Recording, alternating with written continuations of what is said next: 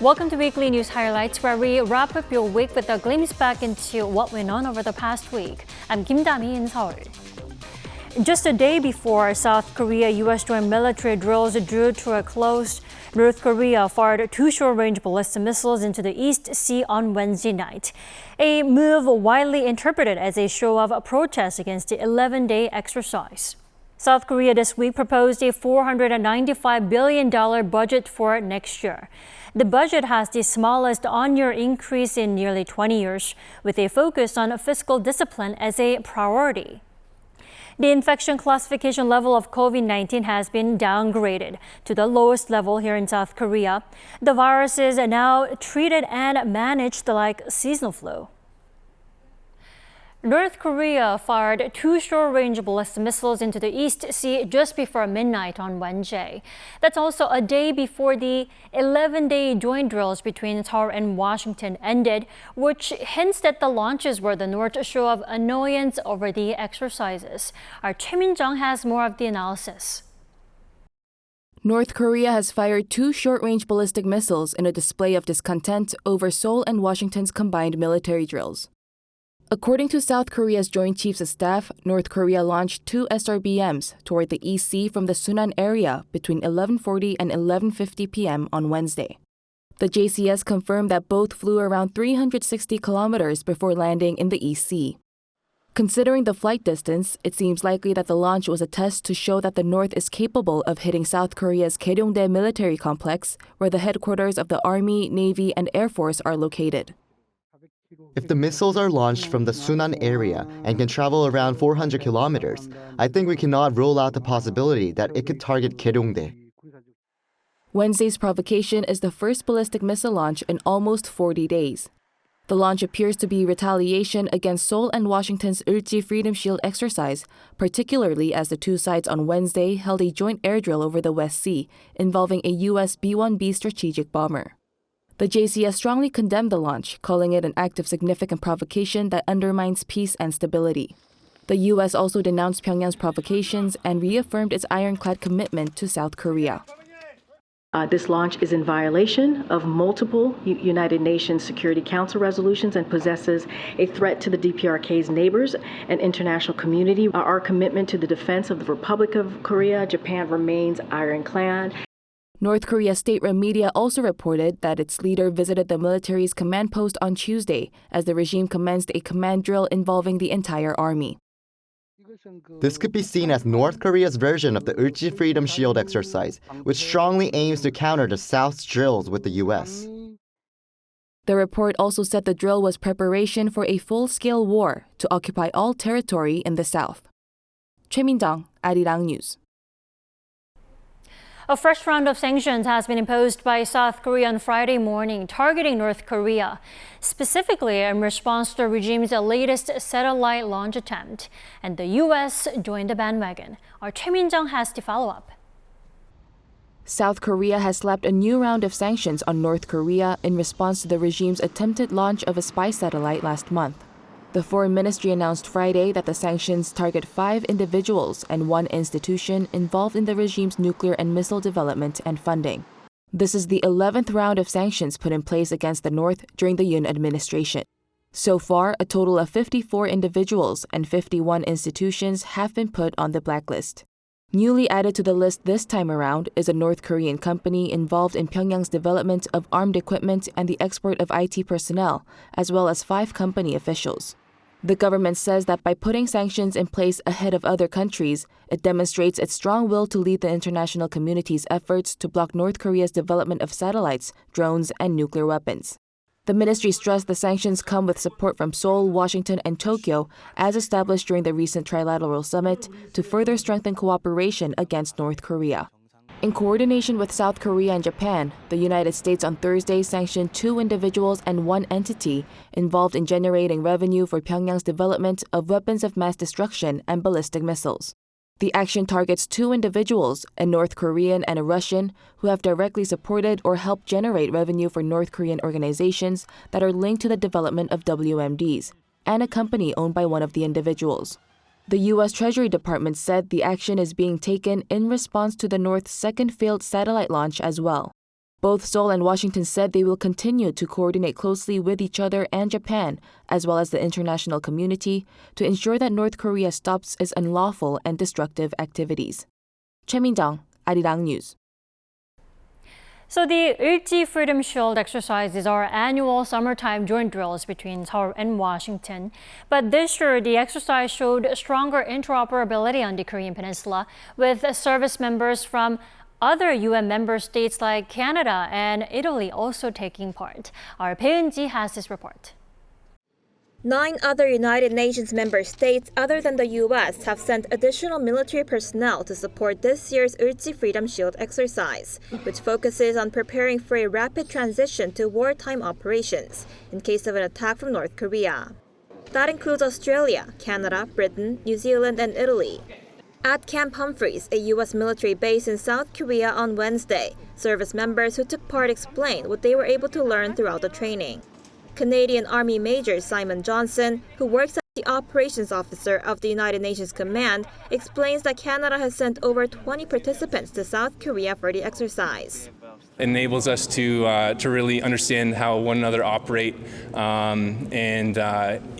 if things were to escalate within the peninsula, we already have a team of people who have a common understanding of what needs to be done, what the ground looks like, how the headquarters operates. So I think.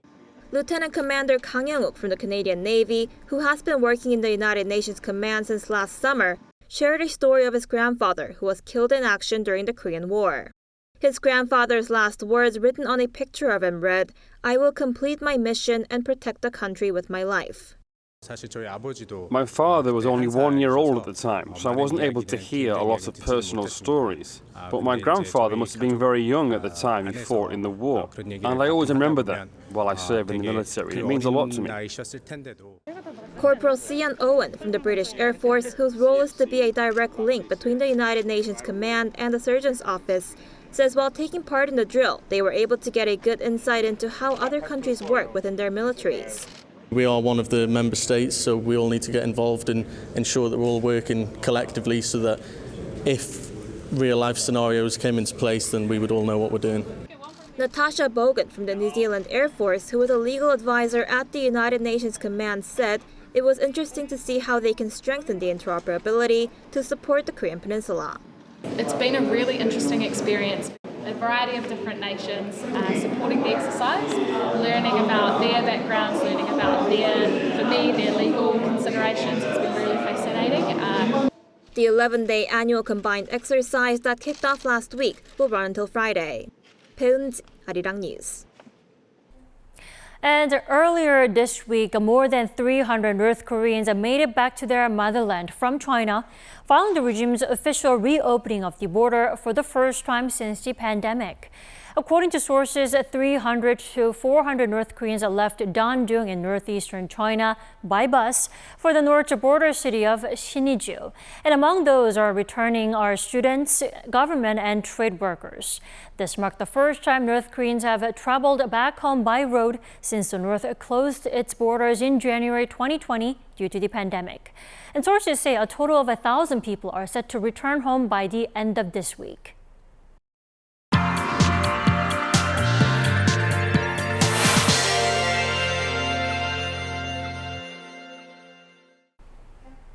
The South Korean government has kept the spending increase at the lowest level in almost 2 decades for next year's budget, tightening its belt to shift away from previous expansionary policies while promising to spend more for the socially vulnerable. For more, joining me is our business correspondent, Shin Ha-young. Welcome back, Ha-young. Great to be here, Dami. So, Ha-young, the government is looking to spend less overall. What are the major shifts compared to Yoon's previous budget? Well, Tommy, for this year's budget, the Yoon administration focused on building a solid foundation for physical soundness. And while continuing with this theme for next year's budget as well, it has also focused on improving the country's financial structure. Take a listen. 우리 정부는 경제 체질을 시장 중심 민간 주도로 바꿔 민간이 더 활발하게 투자하고 지출하고 일자리를 만들어내는데 역점을 둘 것입니다. 이를 위해 민간 투자를 저해하는 킬러 규제를 과감하게 철폐하고 민간에 자금이 흘러갈 수 있도록 금융 시스템을 정비할 것입니다. In order to do so, South Korea will continue to tighten its belt, and the government's proposed budget bill for next year comes to 656.9 trillion Korean won, or around $495 billion at the current rate. And it's an increase of 2.8% from this year's budget, the smallest on-year increase since top-down budgeting was first introduced in 2005. And also, the government has gone through major spending reforms in order to secure an extra $17 billion of funds for use in the budget that will be used to stabilize people's livelihoods and for public safety. But the government at the same time stressed that it won't be too frugal or stingy about everything though, right? Right, Dami. Well, in this case, the centerpiece of the bill is some $14.6 billion allocated to bolster the welfare system for the socially vulnerable. And this includes increasing the maximum basic living allowance for low-income families to approximately $1,400 per month. And that's $160 more compared to this year and more than the total increase implemented by the previous administration. You know, speaking of the socially vulnerable, I've noticed some significant changes for senior citizens and also young people. So what can these particular social groups can they look forward to? You're right, Tammy. As a response to the aging society issue, the government has increased the number of jobs for senior citizens to 1 million, and which is approximately 10% of the elderly population, and also marks a record high increase of 147,000.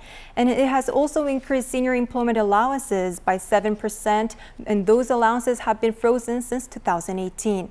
And the budget bill will also be used to provide counseling and training to motivate and encourage the so-called NEET tribe in South Korea. NEET is an acronym for not currently engaged in education, employment, or training. It is also planning to introduce a transportation card called K-Pass in July next year, which will reduce the burden of transit expenses for young people by 30% or more than $245 per year. I'm really interested in this K-Pass as a person who heavily relies on public transportation. Right, sure. Now, though, the government has also suggested the budget for the low birth rate, right? You know, it's been a long part of the national budget for who knows how long. It's also being tackled in the 2024 edition again, right? What's the key takeaway? Right, Dami. So the Yoon administration has decided to spend some of the budget on dealing with the country's low birth rate. And under the 2024 budget, parents with newborns will be eligible for up to 1 million won, or around $750 per month in parental allowance beginning next year. Also, to achieve a balance between work and childcare, the period of paid childcare leave, in this case for both maternity and paternity leave, will be extended for the first time since 1995 from 12 months to 18 months. Despite all these government efforts to actually cut spending, though, you know, defense budget has gone up.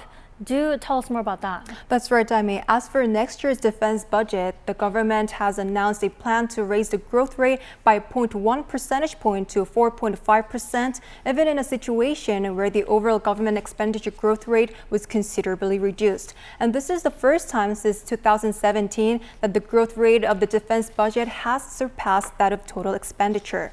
And out of roughly $45 billion, the Defense Ministry is seeking to spend around $13.5 billion to bolster defense capabilities, which is 5.2% higher compared to the year before. And this includes building a combined combat system using both manned and unmanned assets, as well as developing the country's so-called three-axis defense system, a scheme to counter North Korea's nuclear and missile threats. And the first axis is to preemptively strike North Korea's nuclear and missile sites when there are signs of imminent attack targeting South Korea. And if that fails, it moves on to the second axis, intercepting launch missiles using a multi-layer missile defense system. And finally, the third axis, mass retaliation against North Korea following attack on the South. The ministry also designated $31 billion to run its military forces, an increase of 5.8% on year.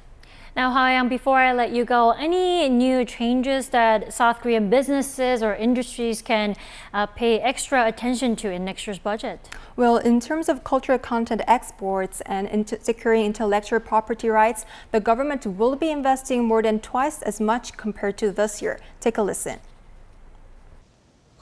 Amid the heating up of OTT platform competition around the world, to promote cultural content exports and secure intellectual property rights, we will expand policy financing from 800 billion won to 1.8 trillion won, more than double, by establishing a new K-Content Strategic Fund. Also, financial support for AI, biotech, cybersecurity, and South Korea's digital platform government, which connects data across the private and public sectors, will be expanded from the current $2.7 billion to $3.3 billion to help advance the service industry. Boosting exports and encouraging more businesses. These plans also seem to align with South Korea's latest vision to become one of the best countries in the world to start a business. Right, definitely. All right, Ha-young, thanks so much for the comprehensive report today. Always my pleasure. All right.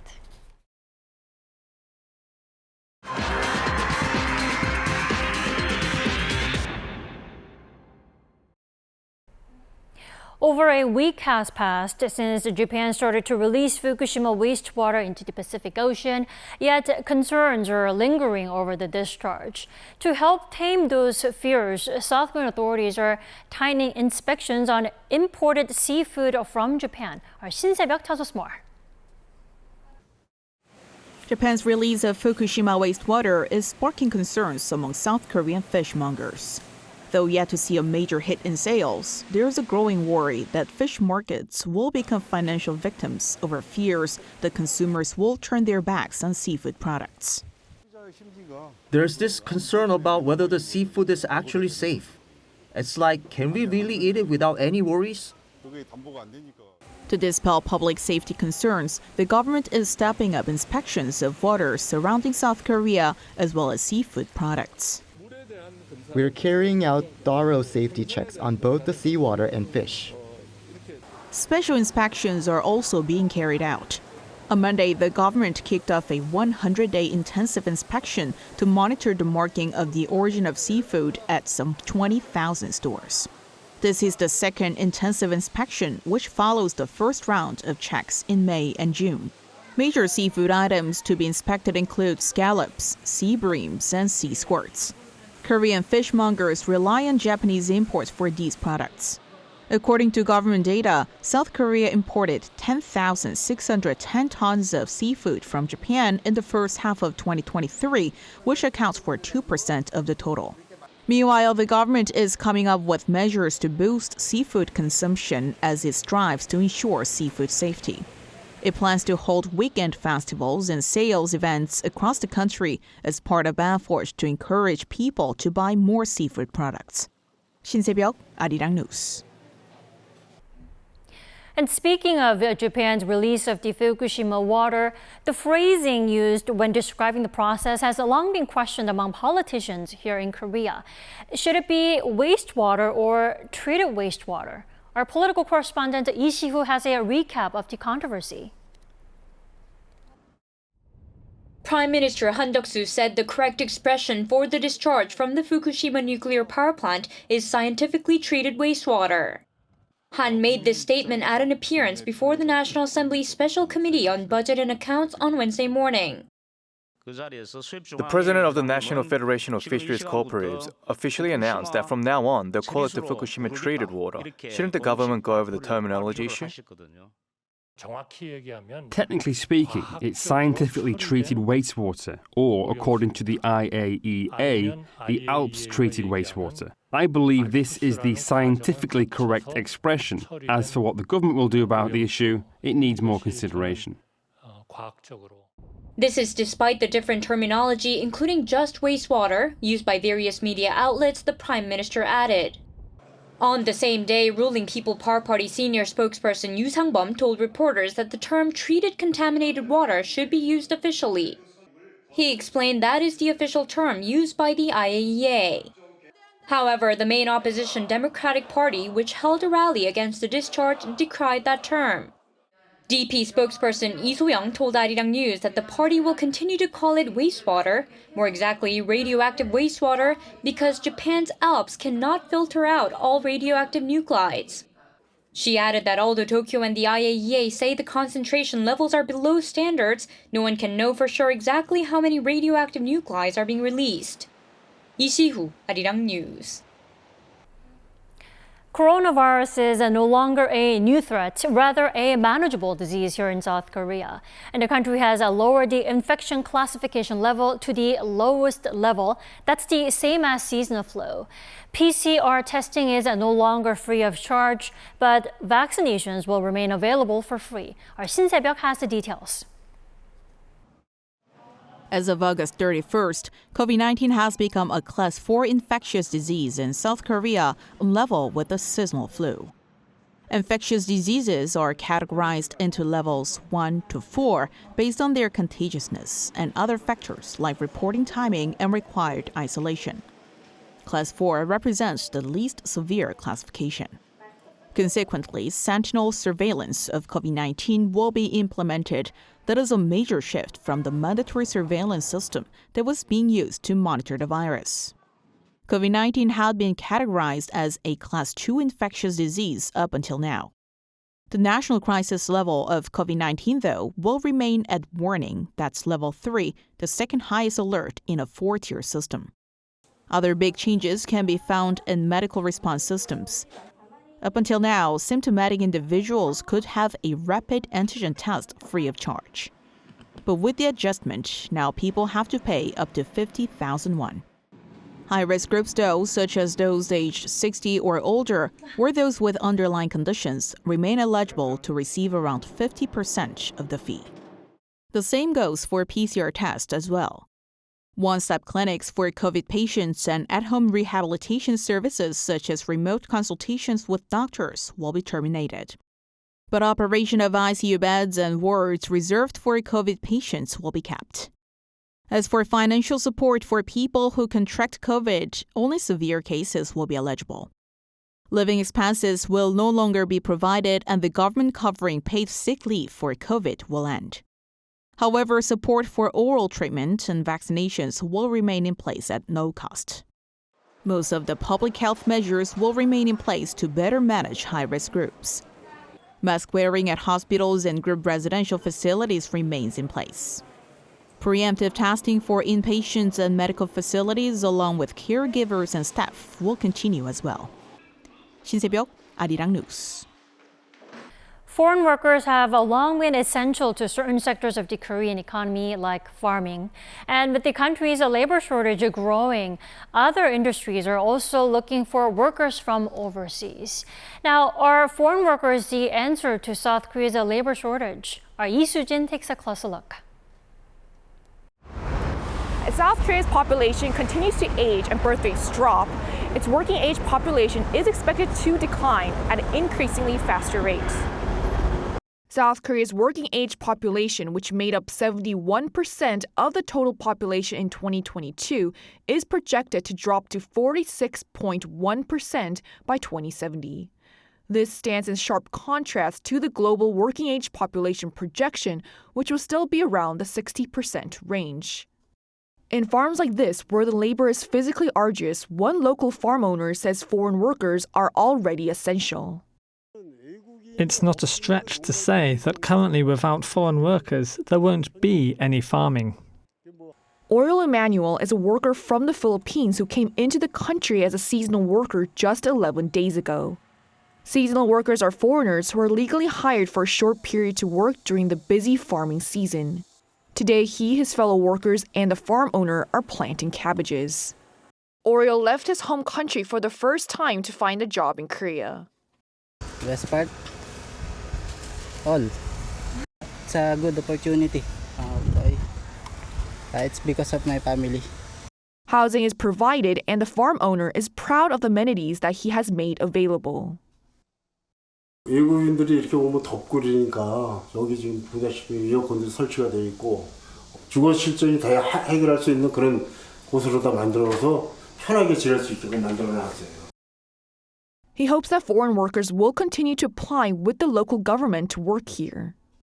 But it's not just jobs that are physically strenuous that need more workers. Areas that require high level of education and training, such as the IT industry, are also suffering from a labor crunch. The software industry was calculated to have a shortage of more than 6,000 people as of the end of 2021, the most out of the nation's 12 main industries. Smaller IT companies are struggling even more from the shortage of personnel, as it's difficult to compete with big companies that offer lucrative paychecks. For SMEs like ourselves, it's hard to operate with just Korean developers. Sumaya Ilkin, who has a doctorate in computer engineering, is an IT researcher who moved from Turkey to Korea last year to work at this company. We have a strong relationship with Korea, kind of blood brother. So I'm curious about Korea because especially the metaverse and AI field in the Korea also is a kind of a rising star. Sumaya says she's not only satisfied with the work that she's doing in this company, but she's also grateful for how everyone has been helping her. I might have some misunderstanding about the jobs, tasks related to it, and these people patiently explaining us even with more details. Her manager says that she has surprised them with how quickly she adjusted and that she's now a crucial member of the company. Her ability to learn Korean as soon as she came here was astounding. We also learned a lot from her. There are still other IT companies looking to recruit experts from overseas. And job fairs like this aim to connect these companies to foreign job seekers.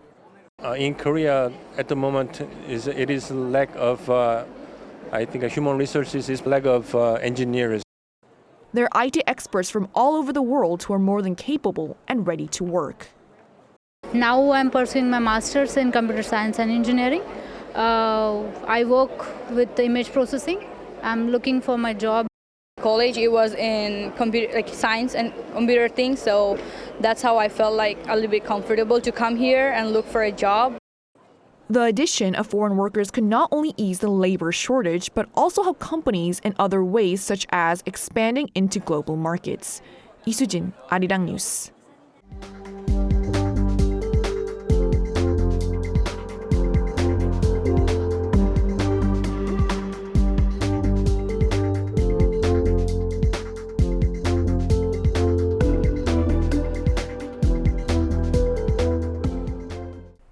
We thank you for watching Weekly News Highlights. Enjoy the rest of your weekend.